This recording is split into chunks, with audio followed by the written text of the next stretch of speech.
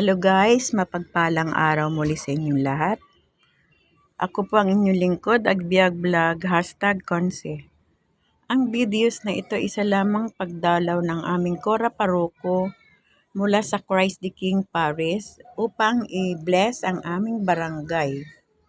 Ayan guys, nakikita nyo siya dyan. Nagsimula siya dito sa bungad kung saan papasok siya sa mga kalye at mga iskinita. Tara guys, kasama dito ang aming barangay captain at ang kanyang mga barangay council.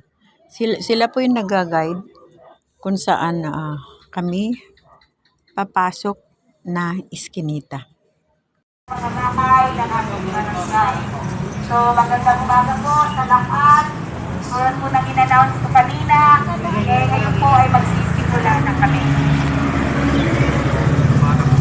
Santo, Amen. Panginoon, manahan ka po sa amin ng Diyos sa bilis blessing at unity. Sana yung mga lahat na kailangan sa kalusugan at daming tingkat. Kapatid ito, kasi na naging presensya sa salita ng mga amin. Namin sa masalangin ng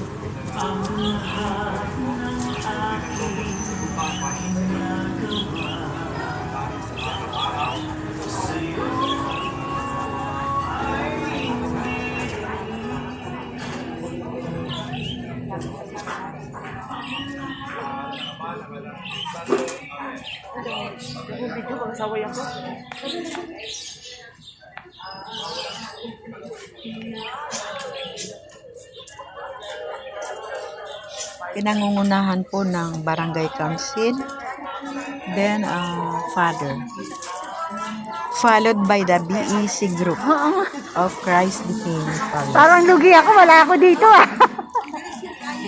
Nauna dito ang CQ sa is 5, 4, 3, 2, and 1. Ang last po ay sa barangay hall na lahat. Yan, pinasok nila yun CQ 7 na tuwing bagyo ay binabaha. Ngayon, wala na sila dyan. Sila yung na-relocate na sa barangay Morong ng Antipolo. Ginawa na ngayon doon sa nababahang yan. Binakuran na ng mataas. At ngayon isang proyekto ng aming kapitan bilang lugar ng waste management.